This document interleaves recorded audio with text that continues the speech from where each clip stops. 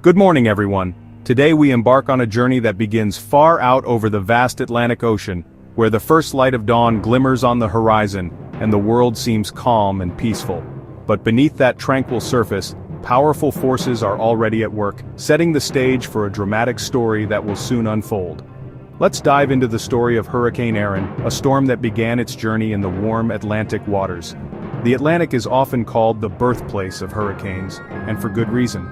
Every year, as summer heat builds, the ocean becomes a cauldron of energy, fueling the birth of powerful storms.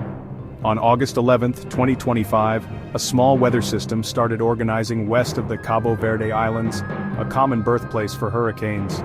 These islands, located off the coast of West Africa, are often the starting point for storms that can travel thousands of miles, sometimes growing into major hurricanes as they cross the Atlantic. At first, this disturbance was just a cluster of thunderstorms, barely noticeable on satellite images. But meteorologists were watching closely, knowing that the right conditions could transform it into something much more powerful. Initially a tropical storm, it was named Erin, the fifth named storm of an active season. Naming a storm is more than just a formality. It marks the moment when a system becomes organized enough to pose a real threat, and it signals to the world that it's time to pay attention. Forecasters saw potential for growth, with warm ocean waters and minimal wind shear creating ideal conditions. The ocean surface was unusually warm, providing the energy needed for rapid intensification. Wind shear, which can tear storms apart, was low, allowing Erin to build strength without interference. Meteorologists began to plot Erin's path, comparing it to past storms and using advanced computer models to predict where it might go.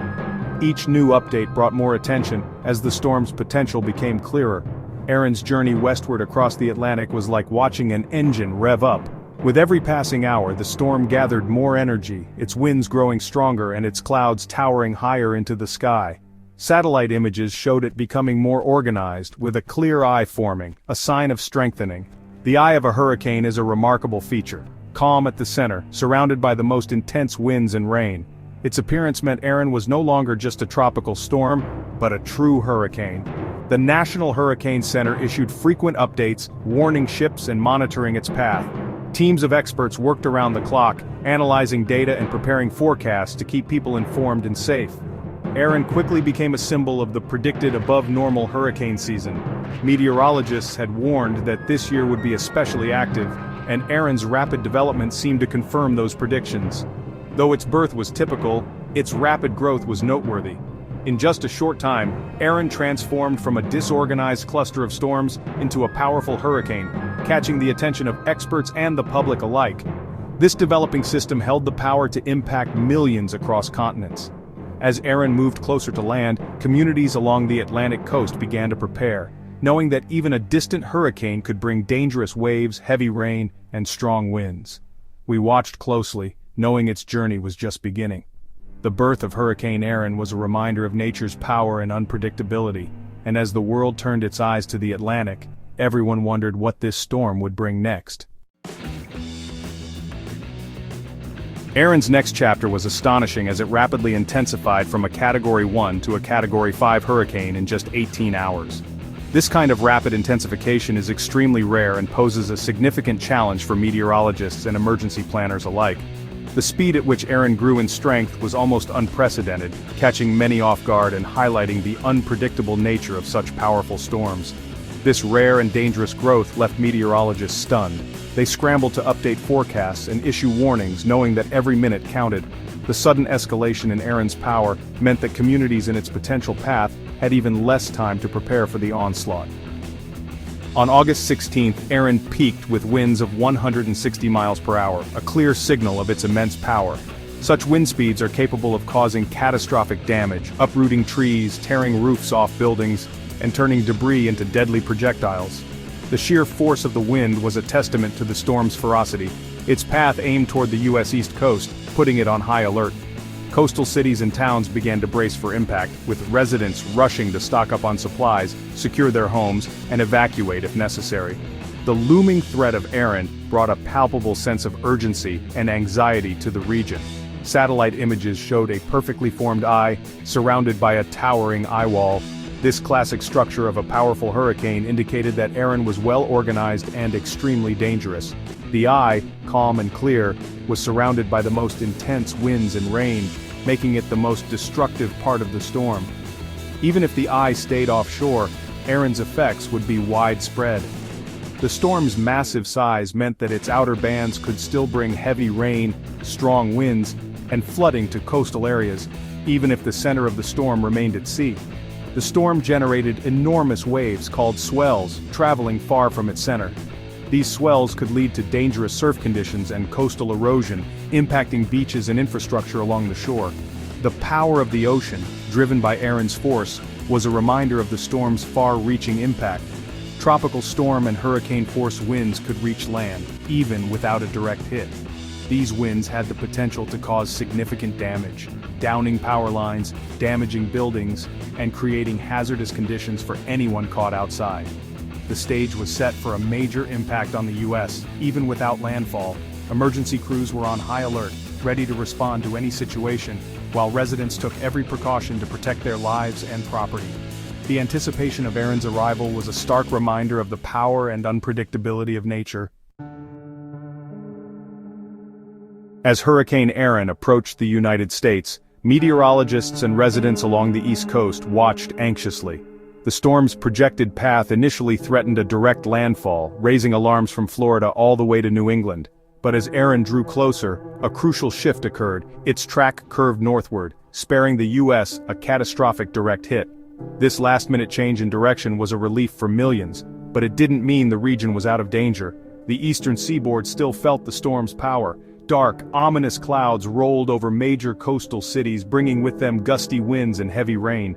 Flights were delayed, ports were closed, and emergency crews braced for the worst as the outer bands of Erin swept across the shoreline.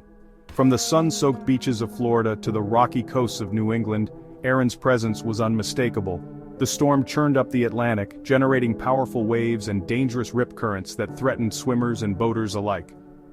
Lifeguards posted warning flags, and many beaches were closed to the public as the surf became increasingly treacherous. North Carolina's Outer Banks, a chain of fragile barrier islands, bore the brunt of Erin's fury. Tropical storm conditions battered the area, with relentless winds and sheets of rain lashing homes and businesses. Residents hunkered down as the storm passed, hoping their preparations would be enough. On Hatteras Island, officials ordered mandatory evacuations as rising water levels and the threat of flooding became imminent. Long lines of cars snaked along the only highway out, while emergency vehicles patrolled the area, urging everyone to leave before conditions worsened. The storm surge pushed seawater over roads and into neighborhoods, causing significant overwash and accelerating beach erosion. In some places, dunes that had stood for decades were washed away in a matter of hours, leaving the coastline forever changed. Even without a direct landfall, Erin's reach was vast. Floodwaters inundated streets in Virginia, waterlogged neighborhoods in New York, and left behind damage in New Jersey. The storm's effects rippled far inland, disrupting daily life for thousands. Erin's massive size and energy meant that its impacts were felt hundreds of miles from the storm's center. Coastal flooding, rough seas, and high winds served as a stark reminder of nature's power, even when disaster is narrowly avoided.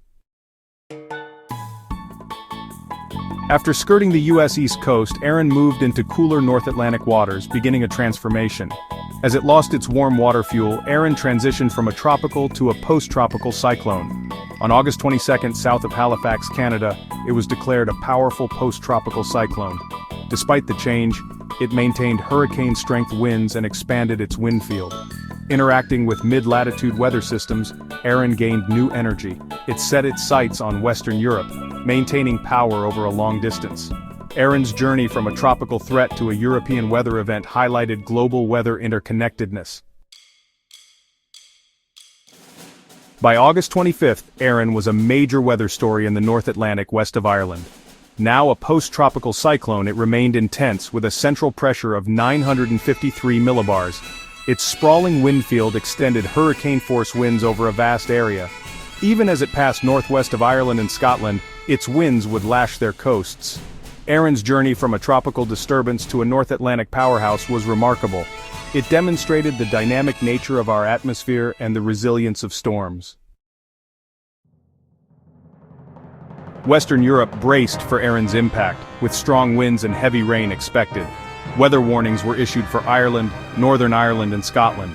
Sustained winds of up to 75 miles per hour and gusts between 70 and 90 kilometers per h posed risks.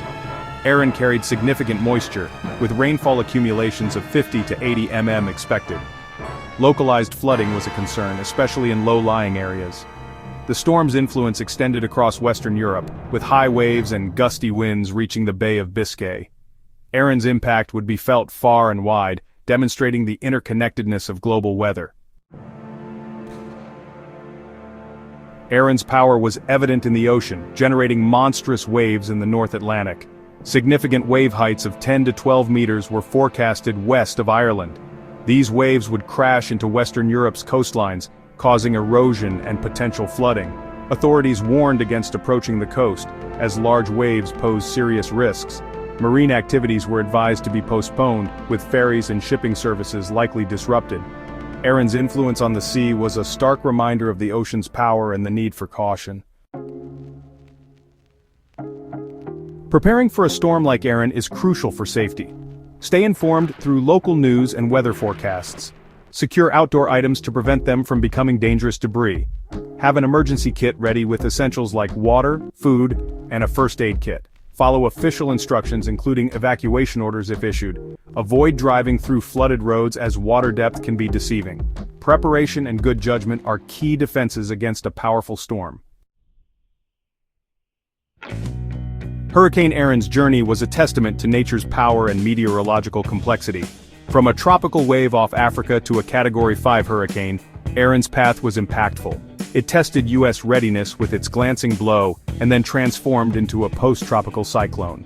Erin's transatlantic crossing highlighted global weather interconnectedness. As it lashed Ireland and the UK, its story entered its final chapter.